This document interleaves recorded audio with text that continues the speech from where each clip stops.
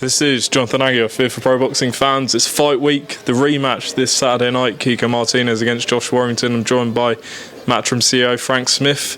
Frank, how are you finding Leeds? Yeah, I just got up here. I've just got back from LA, home for a day or so, and up to Leeds. But the good thing is the sun's shining, so it reminds me a bit of LA. How was LA?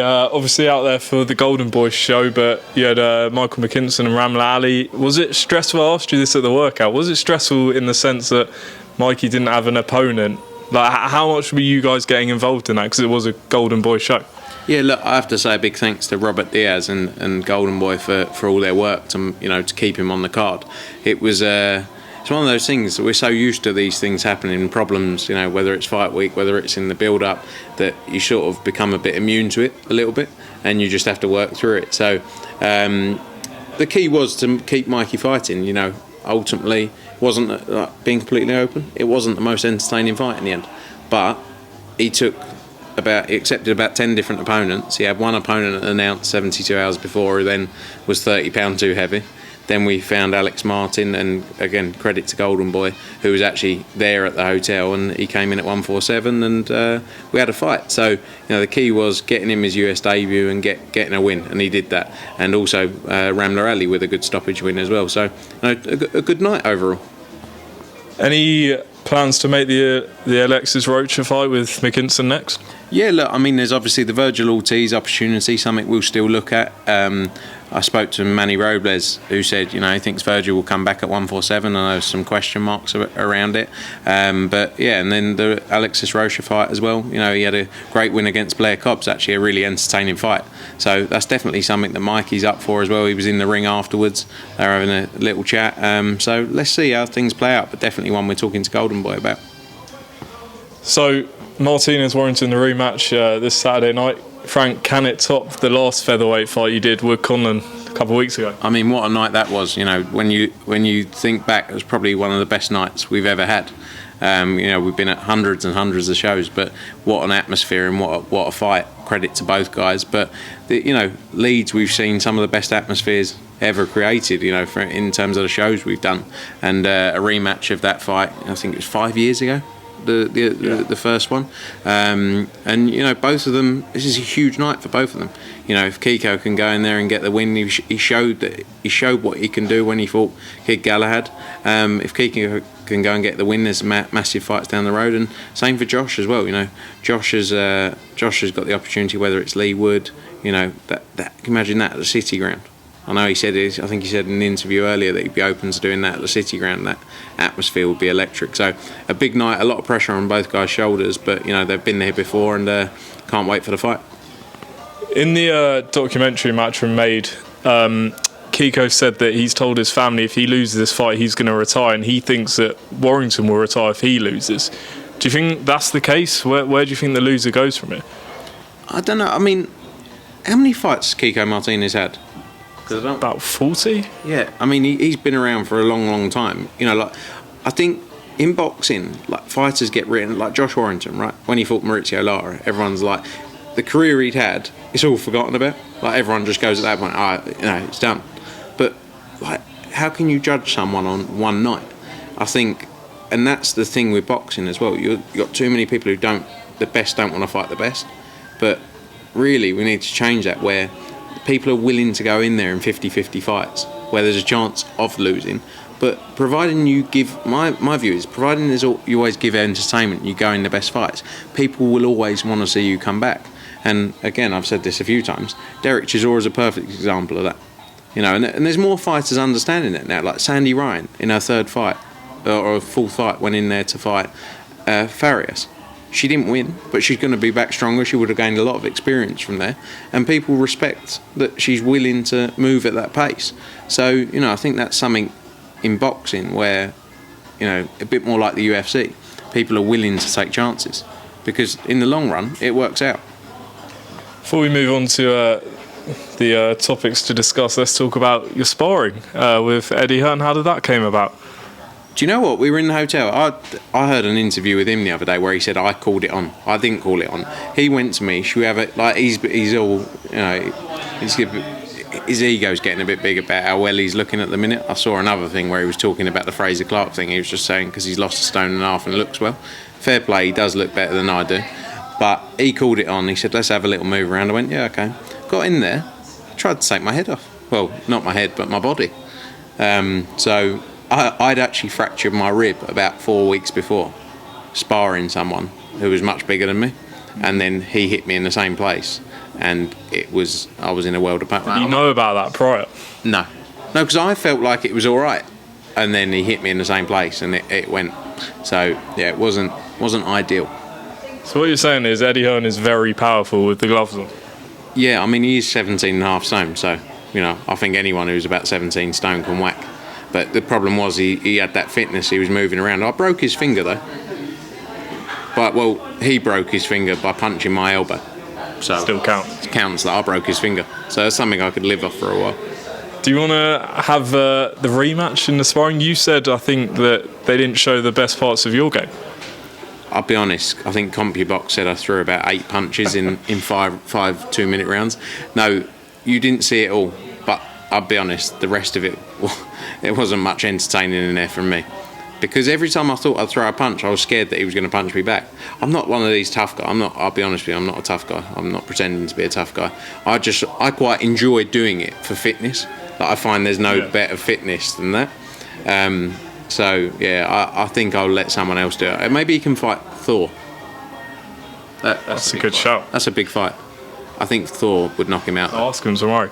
Yeah. But I think you should be given some respect. You got in the ring, so got to take some credit. I went 5 rounds against the big lump. I went down once, but I got back up. That's all that matters. Frank, let's move on to some other topics. Joshua Usyk seems to be a situation changing every single day. Yesterday, Tuesday, there was reports that he'd been given permission to leave Ukraine. I think Igor Klimas denied that. What's your understanding of where we're at with it all? Look, ultimately our main focus is to make the rematch. And Anthony wants the rematch. He wants to go back in there and get his belts back.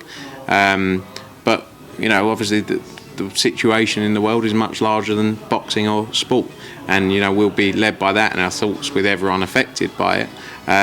But as you say, daily things are changing, things are developing. So I do think in the next couple of days it's getting to the point where some concrete decisions will be made.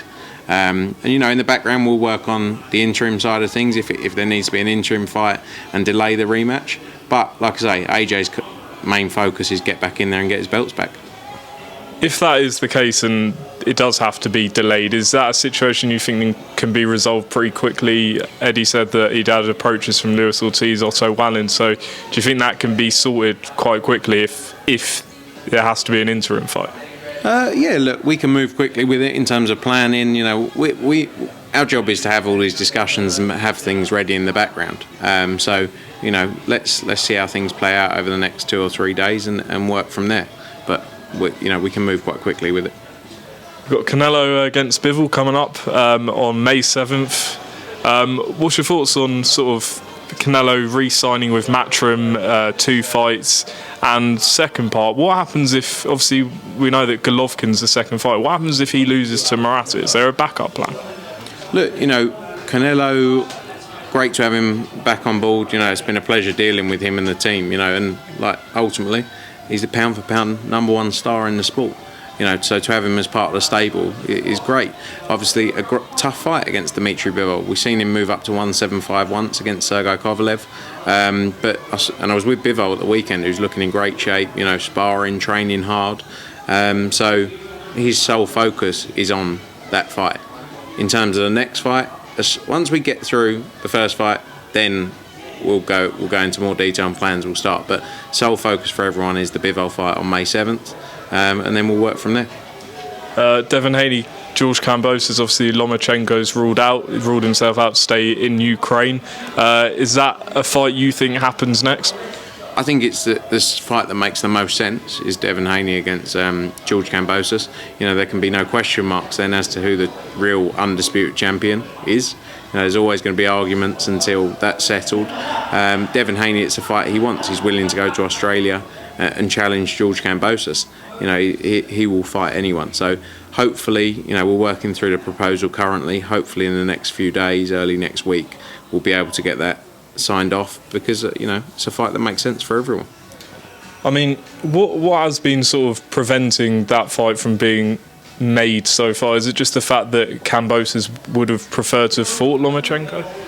I think there was the option of Lomachenko and Haney. There was the discussions around the site that they were having in Australia as well. These things take time. It's not just an overnight click your fingers and put a plan in place. You know, for an event of that magnitude, they'll be looking to do it in a stadium. It takes a lot of time. So, you know, that's the process they've been going through, and you know, hopefully we can move quite quickly with it now.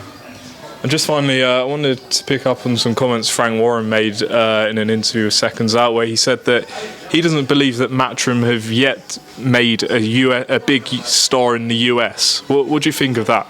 I think Frank Warren should focus on his own business rather than talking about everyone else's.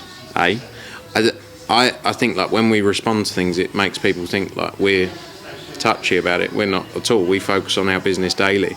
You know, let's be honest, we promote the pound for pound #1 star in the world in Canelo Alvarez. By the time we've promoted the next fight in September, we would have promoted 5 of his last 6 fights. We promote Devin Haney, he's a you know, we've built, I'd like to think, you know, he was built up before then, but we've taken him through, you know, that world title route and some big fights. We've had tons of different fighters in the US, but like, I don't know, I think he focuses too much of his energy on us. It's quite nice, really. But like, that's the only thing I'd say. Look at the shows we're putting on week in, week out. Look at the quality of shows we're putting on. So he doesn't even know about the US business. I don't think he's promoted a show in the US. So it's all well and good him piping up saying they haven't created a star. He's barely got a star in the, you know, he's got Tyson Fury. Away from Tyson Fury, what else has he got? He sold about 700 tickets with David Avanesian at the weekend at Wembley Arena. So let him get on with his business. And on that, who would you say people should look out for in the US? You've obviously got young guys coming through, Bam Rodriguez, that amazing performance. Who are some guys you're excited for over the next sort of year or so? Yeah, look, Jesse Rodriguez had a great win, and I think the next fight for him is the Rungvisai fight for a defence of his WBC title. That's going to be a great night. You've got the likes of Mark Castro, Diego Pacheco, Alexis Espino, you know, tons of young fighters, Reshat Mati, you know, a load of talent that we've got coming through, and you know, we'll continue to grow them and build them in the right way. So you know, like I say, lots to look forward to, both in the US, you know, and in all our other global markets. We're promoting fighters. Now, I think we've got the deepest stable in terms of international fighters, and we want to keep growing that and keep building. Great. Well, Frank, obviously this Saturday night, the rematch, Martinez, Warrington in Leeds. Look forward to that, and I appreciate you talking to pro boxing fans. Thanks, mate. Good to see you.